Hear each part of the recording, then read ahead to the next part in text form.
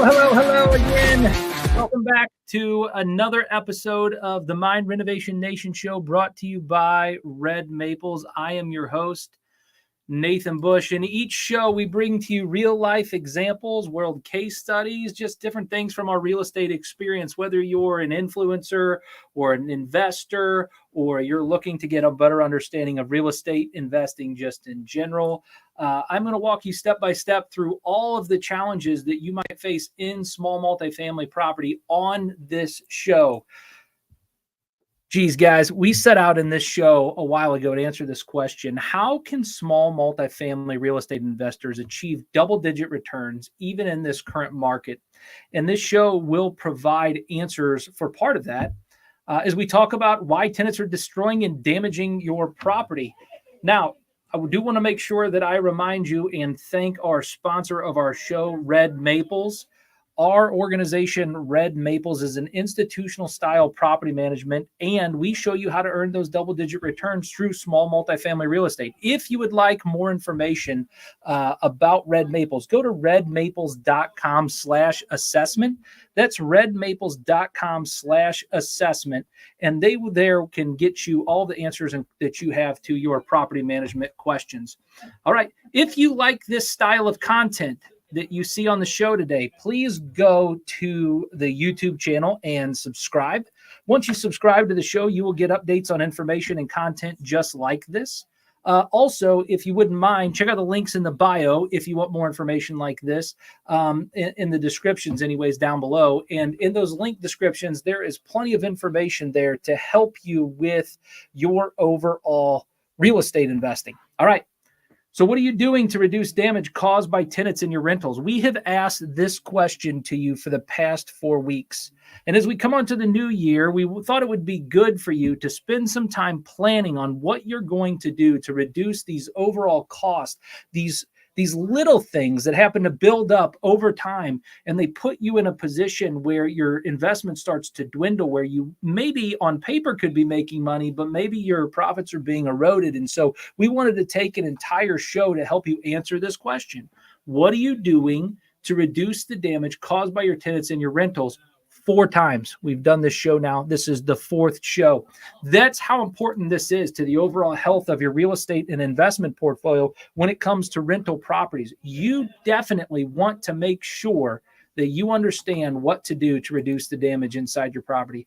I'd like to say hi to those of you guys that are online, that are watching online, that are on replay. If you wouldn't mind, put into the comments who you are and where you're from. That way I can make sure I at least connect with you throughout the show. And if you have questions, go ahead and throw those in the comments as well. I'll be happy to answer those questions for you along the way. I do see that Travis is here. Travis Durbin happens to say happy Friday, Renovation Nation, and happy Friday to you as well, Travis. Thanks for participating and joining online. All right. So let's go through it today. Let's talk about these things. This might be you, though, as you're saying, Nathan, I'm afraid to confront my tenants about tenant damage. That's a real fear. Like, you might not be on the opposite of extreme where you're dealing with tenants that blow up on you all the time, like we've talked about in the previous segments and how to deal with that. And if that's you and you have dealt with tenants that are angry or frustrated, I highly recommend you go back and watch the previous show, part 3. Of this overall sequence that I have been doing in series I've been doing. However, maybe this is you today. Maybe you're afraid to confront your tenants about damage in the property. And you got to understand that, like, addressing tenant damage can be uncomfortable, and I get it, but it's crucial to have this conversation. It's crucial to be upfront. It's crucial to talk to your tenants about damage inside the property, to set the proper expectations going into the property, to have conversations along the way with them in the property, and to have conversations with what we're going to talk about today on the move out. So approach the situation calmly and professionally and focus on an overall solution. Or maybe this is you right here. Maybe you don't have time to deal with all of this. And I understand a lot of people, if you're watching this for the first time, I've addressed this 3 other times, but I'm going to make sure that you have an understanding too. You don't have the time not to address this. You want to deal with this right now. You want to plan this out, think this damage process through, and get this in place so that you're not costing you thousands of dollars and hundreds of hours on the back end of the overall tenant process. And maybe this one, maybe you've been thinking, well, Nathan, I can't afford to hire a property management company. And if that's the case, like, look, I understand there's a lot of people who at first, before they started working with Red Maple, said, I can't afford to hire a property management company. I'll tell you a quick story. We had a gentleman with us. We actually put together a model and showed him, like, no, you actually can't afford to work with a property management company. It's going to be too expensive unless that management company turns around your entire portfolio over 9 months. And so he thought about it for 3 months and came back to work with our organization. And we have his properties under management right now, and we're going through that turnaround process. So maybe you can't afford to work with a property management company. And I would tell you that that's exactly what we do. We actually do that assessment for you. That's why you go to red-maples.com/assessment and get that free assessment to make a determination on how to achieve those double-digit returns through your small multifamily real estate portfolio. All right. So what we talk about on the show today is this damage. And I pulled some actual damage photos. We've talked about these photos for the last 3 shows. You guys are probably getting sick and tired of seeing this disgusting, nasty kitchen that I've been showing each and every time. But I want to reinforce the importance of understanding how important it is to get this damage situation finished. So tenants that leave your property, this was not a property that we had placed a tenant. This wasn't a property that we had managed for a long time. This was a property that did this much damage. We acquired the property and had to evict the tenant out of the property. This is what we were left with. So here's what the oven and stove looked like. Here's what the holes in the wall of the kitchen look like. Here's what the grease wall on the back and the cabinets look like in the back of the kitchen. Here's what some of the bedrooms look like, some of the door frames and doorways throughout the property. Here's what the bathroom looked like on the property. Here's what the closets looked like in the property. And here's what a lot of the door frames looked like on the property. If you don't want that to happen, then this show is going to help you have a better understanding of how to handle that damage inside of the property. What are you supposed to do? How do you handle this professionally? How do you handle it proficiently? What are those things that you can do in order to have a big impact going into 2024 as you look through these damages and the things that just happen to go on when you own rental properties and have been through hundreds, if not thousands of rental properties in your lifetime? You're going to see stuff like this. And so you want to make sure you can guard yourself against it. We've talked about this model on the last couple of shows, and I hope you guys are understanding. For those that are tuning in for the first time, there is 4 psychological principles that you must overcome. In fact, they're imperative that you overcome these 4 psychological principles if you're going to reduce the damage inside of your rental property. You know, I think it'd be fun if you guys are real estate investors and owners and you have some photos of damage that has been done in some of your properties. Maybe you should throw those in the comments. I'd love to see some of the damage that has been done. It would be great on this 4th show here to kind of wrap up the series to get a whole bunch of damage photos. So if you guys are watching on replay or if you're watching right now live and you have some photos in your phone, if you would throw those in the comments, that would be a fantastic for everybody to be able to get the gist and understand what we're talking about when we say damage.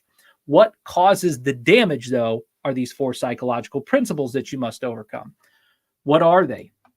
Well, that's lack of ownership, their anger and frustration, the psychological principle of vandalism, and the psychological principle of mental illness. Those that have been following the show, you guys have seen this model before. You know exactly what the model for ownership looks like. And there's 3 behavioral traits that are important that we have been identifying and pointing out each and every show. That's the ability to the behavior of control. The person has to feel a sense of control in the relationship. They have to feel a sense of an intimate knowledge with whatever it is that you're trying to give them psychological ownership of. And lastly, if you want to reduce the damage inside your property, there's got to be an investment there. It's got to be a self-identification that they belong there. And so by making that investment, by having an intimate knowledge of the place and having a little bit of control, now that tenant is bought into the ownership and the responsibility of that property. And then we talked about this concept here in the model for anger. And we talked about how to reduce this. That entire last show that we did in the third part of why tenants damage your property, the entire last show, we covered this psychological model of anger and frustration. Go back and watch the show. It will help you to have better tenant conversations, to be able to have tenant relationships. Vandalism, maybe a little bit like you saw in those initial photos today. You have had some vandalism inside your property. And through the last couple of shows, we've walked you through kind of the process to reduce the likelihood of vandalism, to put yourself in a better position as an owner. And then lastly, we talked about some of the people that are just the crazies out there, and they do damage inside of your property. And so if you actually have somebody with mental illness, we have told you on this show time and time again, don't try to diagnose the mental illness. Actually go get qualified professional attorney help and make a decision on what to do and how to handle that specific situation. Tenant damage is real, guys. Tenant damage is difficult to deal with. It's expensive. It's costly. It builds up. And the worst part about tenant damage is it's kind of like in your body. In your body, if you don't exercise and eat right and work hard and do the mental work and the de-stressors, what happens is inside your body, things can start to happen. You could have a heart attack. You could develop cancer. There's other diseases that can come from these stressors. They're unknown to you. You don't know them until you start to see symptoms and signs of these things. And for you as a real estate investor, it might be a work order here or something like that, but you're not actually inside. Until you go inside the property and do the diagnostic work to understand, you don't even know that this damage is taking place inside that rental property. And that's the hard part as a real estate investor. I know so many real estate investors are looking for certain things. In fact, our software program, Buildium, came out with a report, and they said the top things that real estate investors were looking for from a management service. And we like to pay attention to these industry trends because it's important for our management company to make sure that we have offers that are aligned with the needs that are in the market. For instance, they need maintenance service. Real estate investors are looking for collections. They're looking for somebody that can lease their property. They're looking for somebody to manage their books. What was interesting is I didn't see that real estate investors were looking for people who do property inspections as part of their management service. That wasn't top of the list. And that's frightening to me that more investors don't understand the importance of professional management and the importance of going to walk your properties on a regular basis. Now, remember, everything we talk about today in the education that I'm about to walk you through to help reduce the tenant damage. I know you're thinking to yourselves, guys, Nathan, get with it. Tell us what to do to reduce the tenant damage. Before I get into that, though, nothing I say or do will help you to be able to reduce damage inside your property unless you live by this principle. This principle is found, I happen to uncover this in Matthew 22, verse 37 through 39. Jesus replied, "Love the Lord your God with all your heart and with all your soul and with all your mind. This is the first and greatest commandment." Jesus is being asked this information. He's being asked this question by the Pharisees, which is the greatest commandment? This is after he just dealt with the Sadducees trying to trick him up on the technical aspect of the Jewish law at the time. And Jesus answers the Pharisees who are trying to trip him up with the conceptual aspect of the law overall. And he actually gives the best answer. He says, love your God with all of your, love the Lord your God with all of your heart, with all of your soul, and with all of your mind. I understand if maybe you're not a follower of God and Jesus and Christ, you could still take some lessons from this rabbi. You can still take some lessons from this gentleman who lived a couple thousand years ago, who was kind of teaching principles that would become very similar to the success principles that you find in many of the books. And this success principle that Jesus is teaching even a couple thousand years ago is that you've got to seek out the truth in every situation. If you want to have less damage inside your property, you need the first commandment before you do anything else. The first principle to understand is that you have to be somebody who wants to seek out the truth and do the right thing. Before you can even begin to reduce the overall expense that's going on inside of your property right now, the damage that the tenants are eroding and the money that's being taken from you, before you can reduce that at all, the first stance you have to take is that you're going to seek out the truth in every situation and that you're going to do the right thing. Now, what's interesting is that Jesus didn't stop there as he's teaching this parable. He's teaching this principle. He says, this is the first and greatest commandment. The second of all the commandments that's greatest is love your neighbor as yourself. How simply put, you've got to love and care about other people. Seek out the truth, do the right thing, love and care about other people. And guys, the rest of this technical stuff that I'm about to walk through with you gets a heck of a lot easier. So what is the technical things, Nathan? What do I need to do specifically to reduce damage inside my property? Well, let's talk about it for 1 second. The framework we've been walking through is the 4-part framework, where phase 1 is pre-tenancy, before the tenant goes into the property. Phase 2 is during tenancy. This is where the tenant is living in the property. Phase 3 is understanding conflict resolution and reducing tenant damage through conflict resolution. In phase 4 is this post-tenancy phase. This is what we're talking about today. We're talking about post-tenancy, after the tenant moves out. See, you don't want more damage to happen to your property after the tenant moves out, do you? Even though it's vandalism, even though it could be some type of criminal offense that happens, these things still happen unless the property's handled professionally, proficiently, so that you can be more profitable. And so what does this post-tenancy model look like? What do you need to do in post-tenancy? What should you be reviewing to reduce the most amount of damage inside the property? Here's the answer. You've got move-out inspection, you have your damage assessment, and you have a security deposit that you have to deal with. You guys agree? If you agree, how many of you that are watching online, or if you're watching on replay, put in the comments if you've ever had a dispute with a tenant over a security deposit. If you own real estate at all for any length of time, I'm certain that you are one of those people that have had a dispute over a security deposit inside of your rental property. If you haven't yet, you haven't had any move-outs. All right. So the move-out inspection, I think it's important to understand the checklist items that need to happen when the tenant says, hey, I'm getting ready to move out of your property.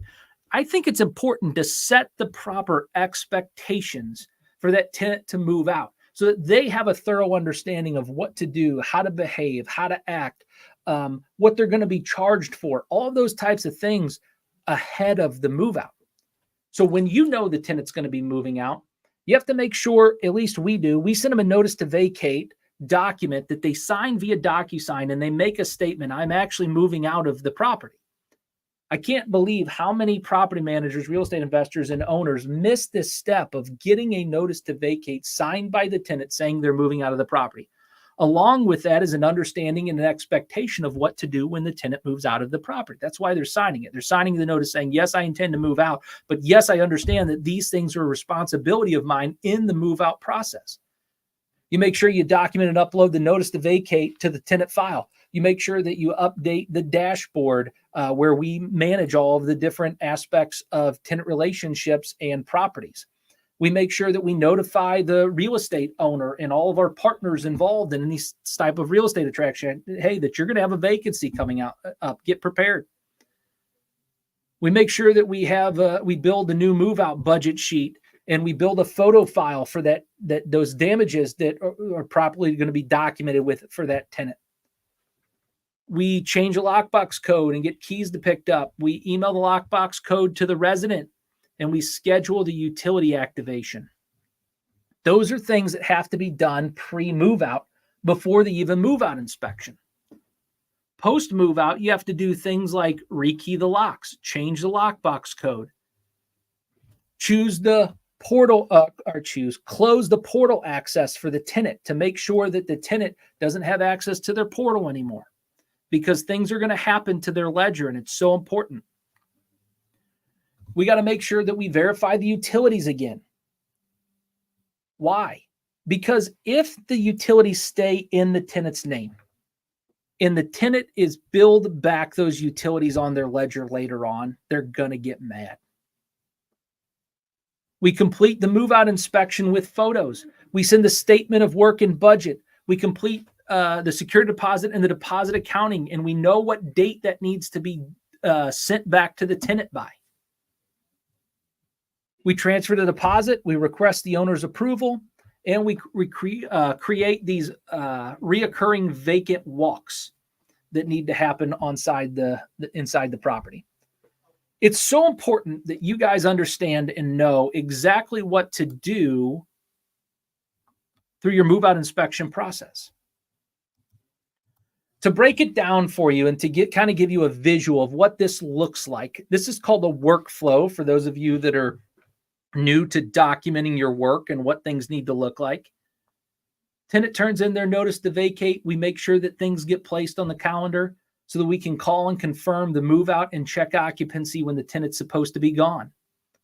Tenant moves out. We make sure that we get the tenant damage photos, that the locks get changed, and that the file gets to our deposit accounting in a timely fashion. Upon the tenant damage and photos being taken, we make sure the tenant's moved out of the software. We make sure the work order for the make-ready estimate is created. We provide the bid to the owner within 7 days. We check and confirm the utilities. The work's completed within 30 to 45 days. And the work doesn't just include passing occupancy inspections. It includes specifically that rent scope to make sure the property is ready for inspection. When the property is at about 50%, that's when we request the inspection check for the property. We close out the report and we look at the estimate versus the actual. We do before and after photos, make sure marketing photos are taken, and then that property gets listed. There's a lot of work to do when the tenant moves out of that property. These are the technical aspects, the technical pieces that have to happen in order to have a reduced damage inside that property. So you got to have a damage assessment. You got to have a documented costs of the items that need to be done. Now, I have the costs in this document a little too small for you to be able to see on the screen, but you got to be able to understand the tenant wants to see line items of the work along with photos as to what they're being charged for against their security deposit. If you don't have this item for them, not only is it a violation of Missouri state law, but also you're in a position now with your tenant where you don't have much fact, truth. You're not speaking from a position of doing the right thing and having truth and love for that person. You're speaking to them from a position of, you damaged my stuff, pay me money. And so these are the types of things that you have to do. If you want to reduce the damage inside of your property, you have to take time to think through this move out process post-tenancy and how you're going to handle that. Now, the last piece of this whole deal is the security deposit. The security deposit. You've got to deduct the cost of the repair from the tenant's security deposit and provide them with that itemized breakdown of charges. This is imperative. It's a part of the law. And it's a part of something that you need to understand as to why the tenant is being very upset. You got to show them their security deposit. You got to give them a copy of the damage charges. You got to show them their ledger. You got to provide evidence of photos for the tenant. Yeah, you got to do all of that work if you're going to have a professional move-out process. And so by doing these things, what does it do? It reduces the likelihood that the tenant damages your property. And as long as you can have that conversation, you talk to that tenant quickly.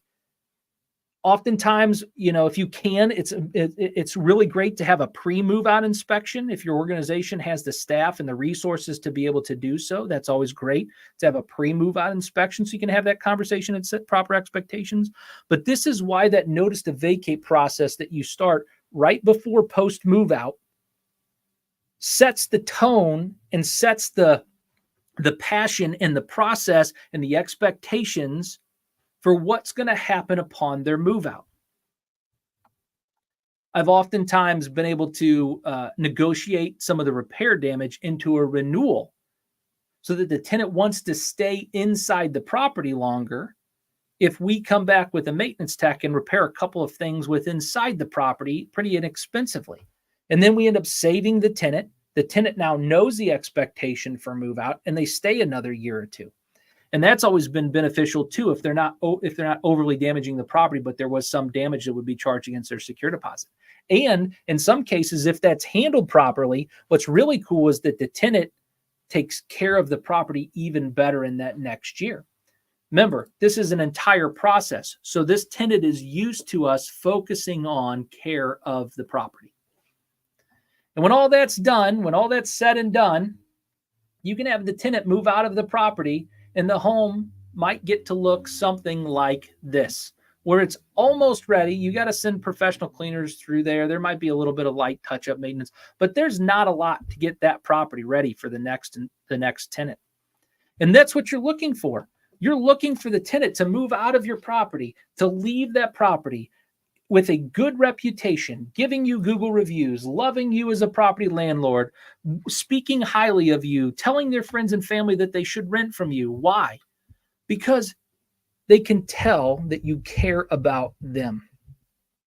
Tenants are not a number. They're not a paycheck. They're people.